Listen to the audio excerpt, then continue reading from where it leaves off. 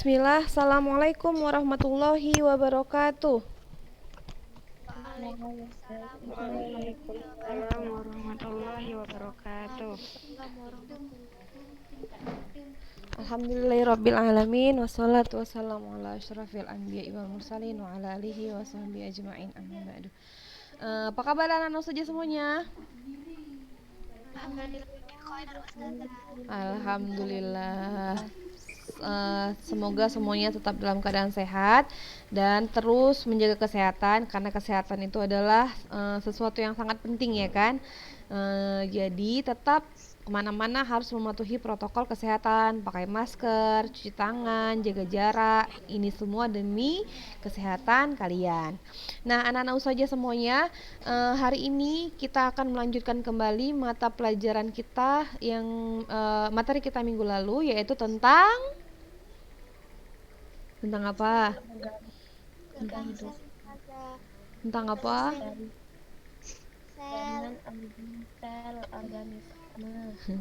Sistem organisasi kehidupan. Seperti yang udah kita bahas minggu lalu, sistem organisasi kehidupan dimulai dari unit yang paling kecil, yaitu setelah sel jadi apa? Jaringan. Setelah itu organ. Terus sistem organ. Dan terakhir adalah organisme, ya kan? Oke. Ini belum di share materi kakak. Sini aja langsung. Ini. Udah. Nampak di layar kalian ya? Nampak Ustazah. Ya. Jadi dari sel, jaringan, organ, sistem organ, dan organisme. Sel adalah unit terkecil dari makhluk hidup. Kumpulan dari beberapa sel yang memiliki fungsi dan jenis yang sama akan membentuk yang namanya jaringan, ya kan? Nah, kemarin sebelum kita bahas dulu jaringan, kita udah bahas tentang sel. Sel itu terbagi menjadi dua, eukariotik sama prokariotik. Eukariot adalah yang mempunyai membran inti, prokariot yang tidak punya membran inti. Kemudian kita juga udah membahas tentang bagian-bagian dari sel. Sel, ada sel hewan, ada sel tumbuhan, ya kan? Ada sel hewan, ada sel tumbuhan. Kemudian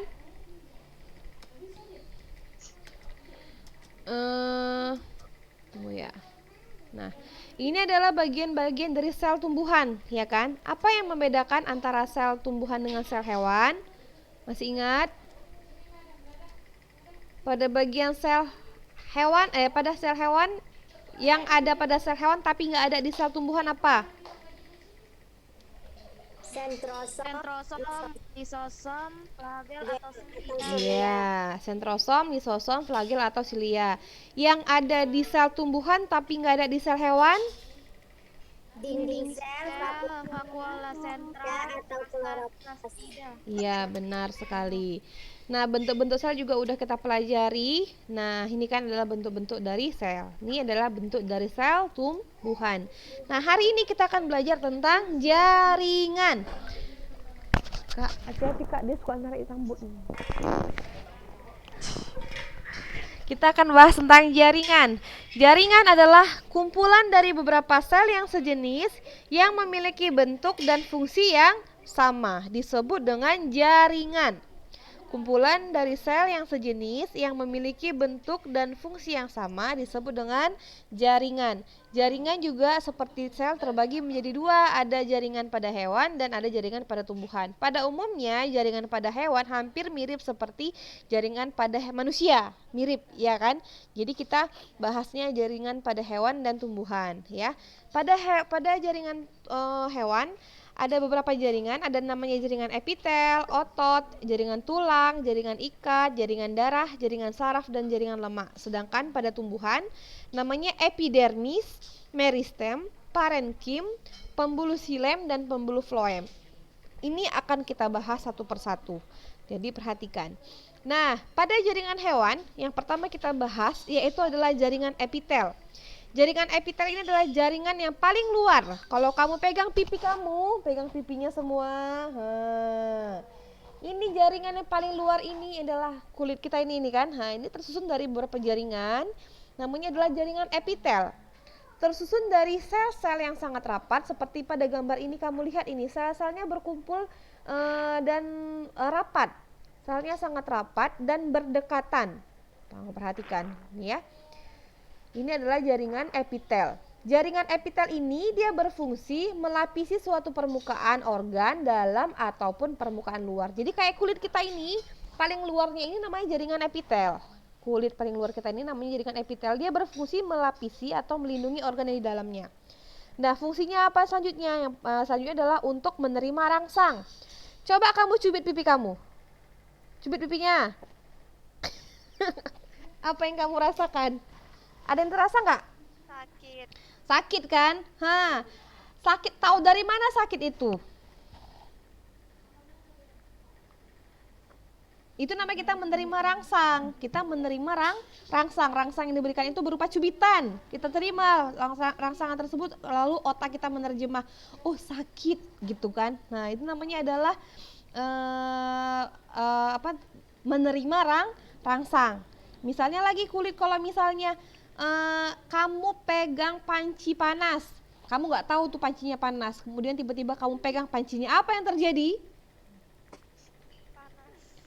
Kamu pasti refleks kamu lepaskan, aduh gitu kan, terus kita ucapkan aduh gitu kan. Nah, ini namanya kita menerima rangsang. Nah, jaringan yang berfungsi menerima rangsang adalah jaringan epitel. Dia berada di permukaan, ya. Dia berada di permukaan organ yang berfungsi untuk melapisi organ tersebut dan menerima rangsang. Dan jaringan epitel ini juga tempat berbagai kelenjar, termasuk kelenjar keringat, kelenjar minyak. Ada di kulit kan? Coba lihat, coba pegang mukanya. Ada keringatnya enggak? Nggak ada, atau keteknya, pegang keteknya. Iya kan? Atau udah mandi ya. Jadi itu keringat tuh keluar dari mana? Karena ada kelenjar di dalam jaringan epitel tersebut, ada namanya kelenjar keringat, ya kan? Atau yang mukanya berminyak misalnya tuh kan, kelenjar minyak namanya. Nah, itu adalah jaringan epitel ya. Selanjutnya adalah jaringan otot. Ini adalah jaringan otot. Jaringan otot ini memiliki kemampuan kontraksi dan relaksasi. Apa itu kontraksi dan relaksasi? Coba semuanya tangannya direntangkan ke depan. Ginilah. Nggak nampak kalian sama Ustazah. Kalian coba. Rentangkan tangannya ke depan. Dah. Kemudian tekuk tangannya. Tekuk tangannya. Coba, jangan malu-malu. Coba lancang depan, gerak. Gak ada yang mau, senyum-senyum, malu-malu orang ini.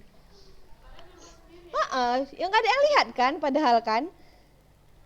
Coba dulu, si Sahla ini ketawa dia. Lancang depan, gerak. Hap, kayak anak TK kalian. Dah. Kemudian tekukkan sikunya. Ditekuk. Nggak pandai nekuk. Coba kamu pegang lengan atas kamu. Waktu kamu tekuk, udah kamu pegang lengan atasnya. Dah terasa. Kemudian dilepaskan, direntangkan lagi, coba rentangkan lagi ke depan. Pegang lagi tuh lengan atasnya itu. Ada nggak perbedaan yang direntangkan sama ditekuk tadi? Ada nggak perbedaannya? Ada nggak perbedaan lengannya? Ada nggak? Gak ada. Kebanyakan lemak mungkin ya. Biasanya ketika kita menekukkan lengan kita ini, kita pegang ini otot kita apa yang ada di lengan atas kita ini, dia seperti mengeras gitu kan, seperti mengeras. Kemudian ketika kita rentangkan, dia seperti lembek gitu. Inilah yang namanya kontraksi dan relaksasi. Kontraksi terjadi ketika kita tekukkan, otot kita itu dia kayak mengeras. Kamu pernah kan nengok orang iklan-iklan di TV itu yang pernah nonton TV kan? Iklan-iklan apa gitu, dia ditekuknya nampak otot-ototnya itu keras semua ya kan? Ya kan? Nampak tuh belekuk tung gitu kan, belekuk-lekuk dia itu kan. Nah, ini namanya ototnya sedang berkontraksi. Berkontraksi. Kemudian ketika diluruskan nggak ditekukkan lagi, dia lembek kan? Ototnya itu kan nggak nampak dia lekuk-lekuknya. Ini namanya ototnya sedang mengalami yang namanya relaksasi. Jadi otot itu dia mengalami dua hal. Yang pertama apa tadi? Kontraksi dan relaksasi. Nanti lebih jelasnya akan dibahas ketika kalian kelas 8. Nanti kita akan bahas tentang jaringan otot ya. Kemudian jaringan otot ini berfungsi sebagai alat gerak aktif untuk menggerakkan rangka atau tulang. Jadi tanpa adanya otot, tulang kita itu nggak berfungsi dengan baik. Ya kan? Nggak berfungsi dengan baik. Jadi ototlah yang berfungsi sebagai alat gerak aktif untuk menggerakkan rangka atau tulang. Kemudian otot itu terdiri dari 3 jaringan. Ada namanya jaringan otot polos, otot lurik, dan otot jantung. Nanti dibahas selanjutnya lebih jelasnya di kelas 8 ya. Kalian tahu aja lu kalau otot itu terbagi menjadi 3, yaitu polos, lurik, dan otot jantung. Selanjutnya ada namanya jaringan tulang. Ini jaringan tulang dan tulang rawan. Fungsinya sebagai alat gerak pasif. Ini gambarnya ya, nih gambarnya. Kemudian fungsinya juga untuk menegakkan tubuh dan memberi bentuk tubuh. Fungsi dari jaringan tulang dan melindungi alat-alat tubuh yang penting. Seperti misalnya jantung, kemudian hati, paru-paru itu dilindungi oleh tulang apa, Nak? Tulang apa yang melindungi jantung, paru-paru sama hati? Tulang dada dan tulang rusuk. Tulang rawan itu apa tulang rawan? Tulang rawan itu apa? Coba. Apa Anissa Zara? Kusmadi? Tulang yang keras. Oh, lunak. Contohnya di mana itu tulang rawan? Di telinga, di hidung. Ya, benar. Di telinga dan di hidung. Nah, kemudian kalau ini yang melindungi otak apa? Tulang Iya, tulang tengkorak. Jadi jaringan tulang ini dia berfungsi untuk melindungi organ-organ yang penting. Otak penting nggak? Penting. Kalau nggak ada otak kayak mana? Bisa berpikir. Bisa berpikir. Makanya kalian jangan asal bilang nggak ada otak kalian. Kok tahu nggak ada otak? Bukti dia masih bisa berpikir, masih bisa bergerak. Nggak boleh sembarangan bilang kayak gitu ya kan. Oke, lanjut ya. Masuk kita ke jaringan ikat. Jaringan ikat ini dia seperti ini nih jaringan sendi tuh namanya jaringan ikat sendi. Dia mengikat beberapa jaringan jaringan dan organ. Ini lihat nih, ini namanya jaringan pengikat nih. Ini namanya jaringan ikat. Fungsinya sebagai pelindung atau proteksi, penunjang dan mengikat berbagai jaringan dan organ dan menyimpan lemak serta menghancurkan bakteri dan sel yang sudah mati. Kemudian ada jaringan saraf. Jaringan saraf ini disebut dengan jaringan neuron. Fungsinya menerima rangsangan dari lingkungan. Seperti tadi yang sudah dijelaskan ya. Kalau kita cubit pipi kita terasa sakit. Tahu dari mana? Karena jaringan saraf kita ini juga berfungsi memberikan sinyal ke otak kita bahwa itu adalah sakit. Atau misalnya ketika kamu jalan di luar, tiba-tiba matahari terik, apa yang kamu lakukan? Lindung dari panas matahari.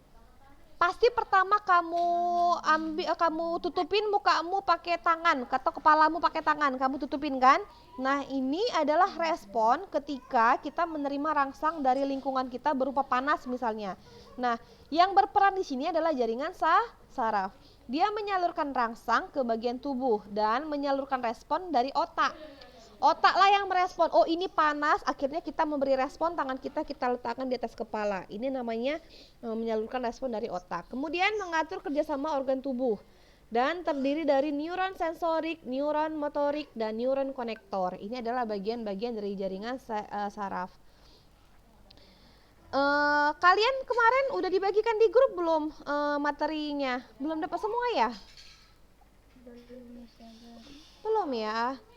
Nanti Ustazah kasih lah ya. Ustazah suka lupa kadang-kadang. Ingatkan lagi Ustazah ya. Nah, di situ ada catatannya. Nanti kalau mau nyatat dari situ juga bisa ya, Nak. Kalau misalnya ketinggalan catatannya, kamu bisa mencatat dari yang Ustazah bagikan nanti di grup ya. Kalau mungkin terlalu cepat, karena pun waktu kita terbatas, jadi agak cepat-cepat sedikit ya kan. Selanjutnya ada jaringan darah. Ini namanya jaringan darah merah. Berfungsi mengangkut oksigen dan karbon dioksida dan mengangkut sari-sari makanan ke seluruh tubuh. Ini adalah jaringan darah. Bentuknya seperti ini ya. Jangan kamu pikir darah kamu tuh cair kali. Nah, bentuknya kayak gini tuh darah itu. Tuh. Kemudian jaringan tumbuhan. Nah, jaringan tumbuhan itu ada meristem, epidermis, sklerenkim, parenkim, floem, kolenkim, dan silem. Kita bahas satu persatu. Apa itu epidermis?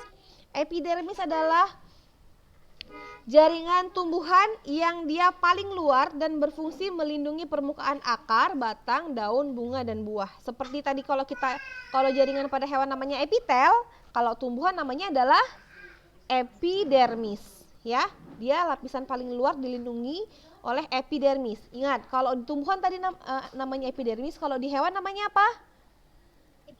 Epitel. Kemudian ada meristem. Meristem ini adalah jaringan yang fungsinya melakukan pembelahan sel. Dibelah selnya, ya kan? Dan biasanya terdapat di ujung-ujung tunas, akar, dan daun. Selanjutnya ada namanya parenkim. Ini juga nanti akan dibahas di kelas 8.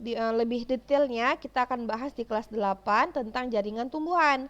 Ini hanya kita mengenal saja apa-apa aja jaringan tumbuhan, tapi dibahas lebih detail itu nanti di kelas 8, ya. Kemudian ada namanya jaringan parenkim. Parenkim ini adalah jaringan yang berfungsi untuk menyokong tumbuhan, menyimpan cadangan makanan, dan untuk proses fotosintesis. Yang terakhir ada namanya jaringan penyokong. Ini fungsinya penunjang bentuk tumbuhan. Ada 2 macam ya, yaitu kolenkim dan sklerenkim. Bukan terakhir ya, masih ada lagi nih. Ini namanya jaringan pembuluh atau silem floem. Mungkin kalian udah pernah belajar waktu SD kelas 6. Apa itu silem?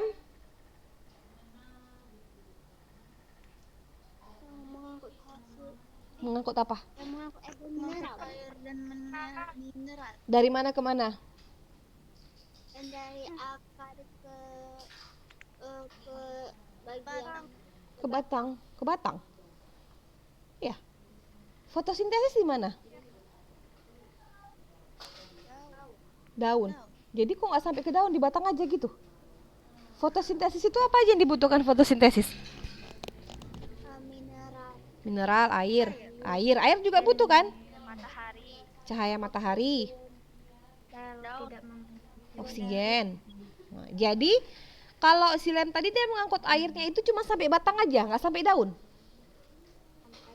Sampai daun. Jadi dia mengangkut air dan mineral dari batang menuju ke daun. Kalau floem dia mengangkut hasil dari fotosintesis dari mana ke mana? Seperti dari daun Dari daun ke tumbuhan. kemana, Nak? Ke tumbuhan. Ke seluruh bagian tumbuhan ya. Dia mengangkut hasil fotosintesis dari daun ke seluruh bagian tumbuhan ya. Selanjutnya ya. Kayaknya ada ngantuk kalian ya? Ngantuk kalian? Betul. Nggak ngantuk kan? Nah, kalau nggak ngantuk saja teslah dulu ya. Teslah dulu ya. Ayo si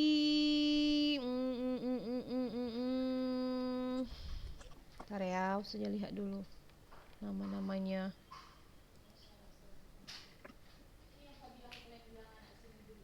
Coba hidupkan semua kameranya.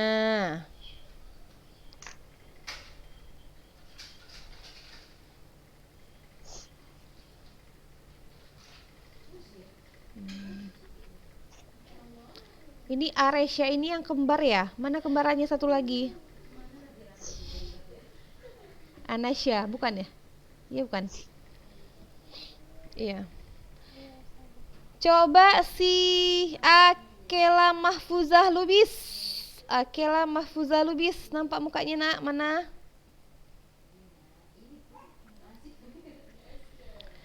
Akela Mahfuzah Lubis, hidupkan mikrofonnya nak. Ustazah mau tanya sama kamu. Coba Akela sebutkan satu jaringan yang terdapat pada hewan. Satu aja contohnya apa? Akela Mahfuzah Lubis.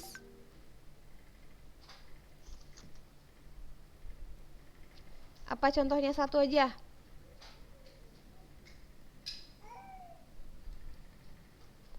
Halo, ada orangnya di sana.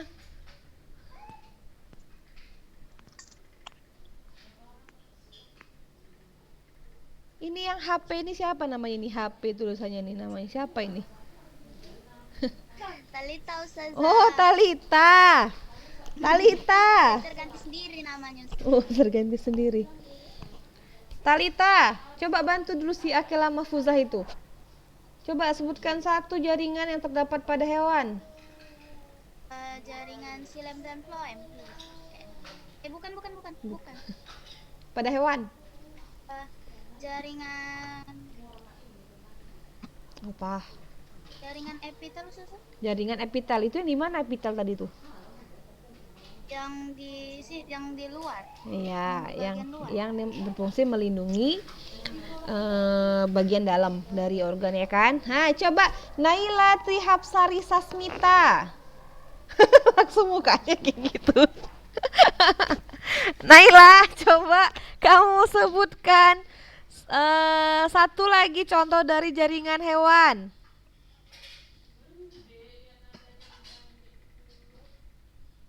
Ayo Naila Trihapsari. Apa nak? Apa? Satu aja. Tadi udah epitel, satu aja. Apa? Jaringan apa?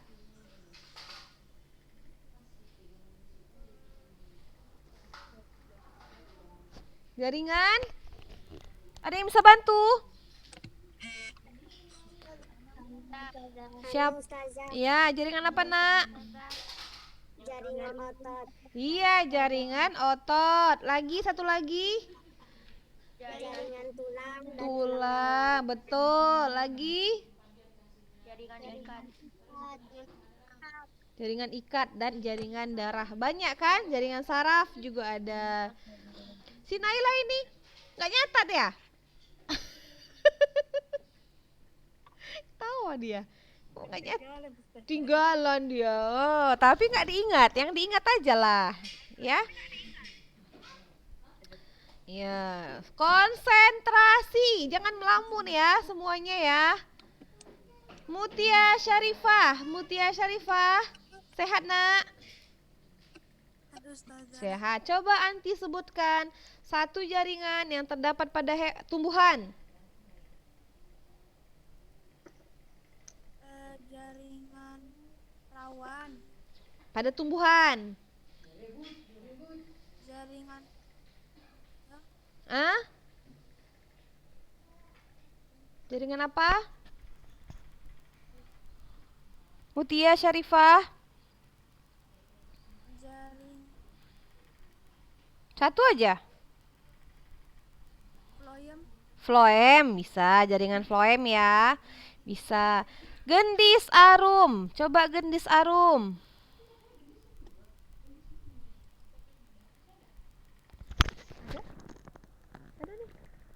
Gendis, halo Gendis.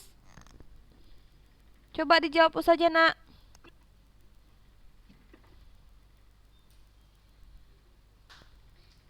Si Gendis ini nggak pernah mau jawab saja ya. Halo Gendis. Dah, yang lain lah yang lain.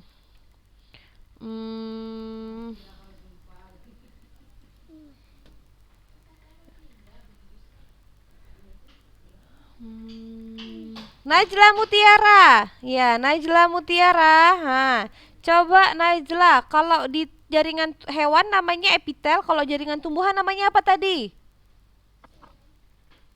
Jaringan pengangkut Ustazah. Bukan, epidermis. Jaringan epidermis. Aisyah Akila Zahia. Aisyah Akila. Ya Ustazah. Coba kamu sebutkan bagian dari jaringan otot apa aja? Jaringan otot Ustazah. Tadi ada 3 jaringan otot kan? Apa aja jenisnya? Jenisnya?